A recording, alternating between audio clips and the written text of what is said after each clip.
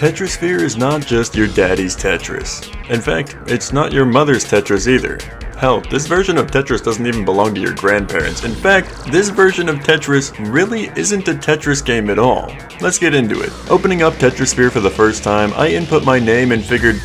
I'm sorry, are you hearing this music right now? I feel like I'm playing Sonic Riders right now with all the retro techno beat style music. This is present through the entire game as well. Somehow the music just goes so hard the whole time. It's way more hype than it has any need to be.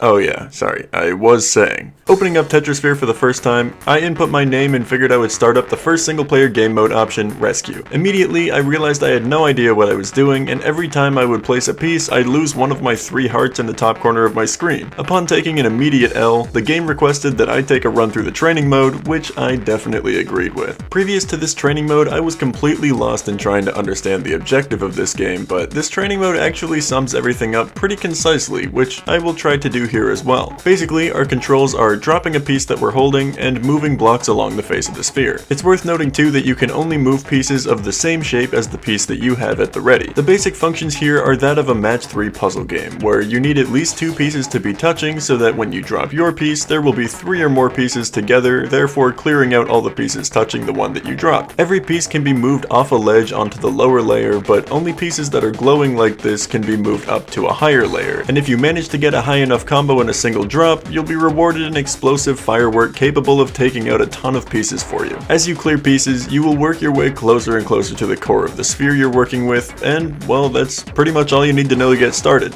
Well, all that and the fact that there's a timer actively counting down that can only be kept up by scoring good points, else it'll reach the second part of its countdown where it zooms in on the screen all scary-like and it becomes impossible to really see anything as well as you'd like. Yeah, this game puts on the pressure. This is not going to be a walk in the park type of puzzle game. Getting back into rescue mode though, I found pretty quickly while exposing the center of the sphere that these bottom tiles would clear out when there were no longer pieces on top of them. The goal here is to clear a big enough space that the little dude in the center can escape the sphere. The levels become tougher, you get introduced to more pieces that you'll need to play with, and with these new pieces comes the strangest part to me of how these mechanics all work together. Squares will only clear other squares if they're all perfectly flush in a tile pattern. If they're only one block misaligned with another square piece, they won't be clearing with each other. The same goes for horizontal and vertical line pieces as well, but when it comes to these other more interestingly shaped pieces, they can be touching any one side that they have with any side of another one of those pieces and they'll clear just fine. It actually makes these weirder pieces a lot easier to work with in many cases, even though they're weirdly shaped and only get introduced to you in later levels once you've gotten far enough. This isn't an issue I have with the game. In fact, it kind of works towards the fun of playing it. I just thought it was worth pointing out, seeing as you spend so much of the early game worrying a lot about whether or not your pieces are able to be aligned properly. Rescue mode is all well and good, but the goal is the same in every level. Let's now move into hide and seek mode, where things become a little more interesting. In hide and seek, we get a cute little cutscene of all of our friends running to hide while our little robot chooses to be the seeker. Basically, we just need to play through a few levels to find each one of them at a time and eventually reach the end where we found them all. This is no ordinary mode though, as rescue was. Every single level here will be giving us a different goal to achieve in order to move on. First we have multi, where there are tons of pictures on the core of the sphere and revealing any one of them will allow us to clear the stage. Next we have drill, where we can clear pieces next to these purple triangles in order to drill them to the surface and see if what they reveal is a tile from the picture we need to reveal to clear the level. Then we have brick, where the object of the game is as simple as bringing this little brick all the way to the core of the sphere. We then have tower, which is very much like brick as we just need the tower to fall into the core of the sphere to clear the stage. We have unique, which is where we need to reveal a unique shape on the center of the sphere, of which there are many different ones. It kinda makes you work to find where the shape is reaching on the core and then clearing pieces away from the areas you uncover for more of it. Then we have shift, where we'll need to use the drills again to reveal 4 object pieces and then move them all together in order to complete a picture. We have connect, which will take you on a wild goose chase from picture to picture as you reveal them, giving you lines that connect them all that you'll need to work to uncover completely. We have crystal, which is much like the tower mode mentioned earlier, but you can't collapse collapse any of the tiles of this tower before revealing the entire picture because the crystal tower is fragile, I guess. And finally, we have the hide and seek mode, which will be played every 5th level in order to find every one of your 6 buddies that ran to hide at the start of the game mode. Honestly, being thrown for a loop like this the whole time made this game mode a lot of fun, and I would honestly say this is the best mode out of all of them. But we've only talked about 2 so far, so let's take a look at the rest of them. The next game mode we have is called Puzzle, and this one is really cool. Basically, they just give you a set of blocks and you're only given a certain amount of moves and drops that you're able to do. You can drop and move any pieces you like, so you aren't limited to a certain piece that you're holding like the other modes,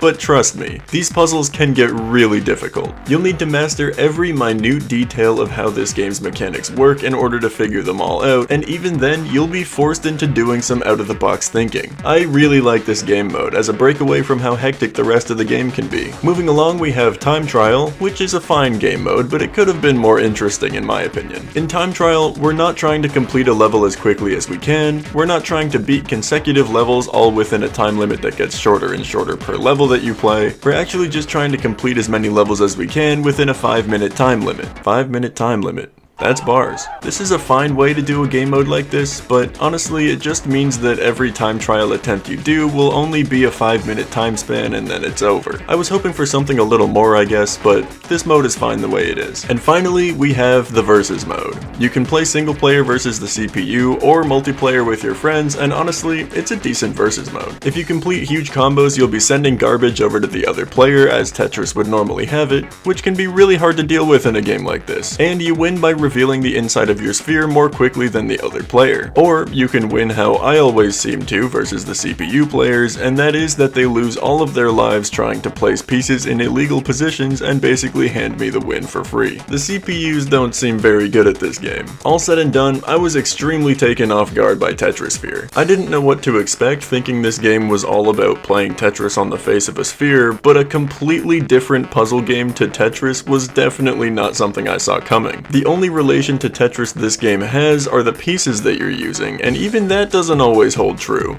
What's with this little purple guy? That's not a Tetris piece. Anyway, if you like videos like this one diving into old and obscure N64 games of the 90s, consider subscribing to my channel as we are very close to 2,000 subscribers. Or just click on the video popping up on screen now. It's a video covering the first ever Tetris game to include what is now a staple, the piece holding option, that being the new Tetris on N64. And I also have a whole playlist of N64 videos for you to check out if you're curious to see more. Until next Friday though, my name's Myloe, and I'm out.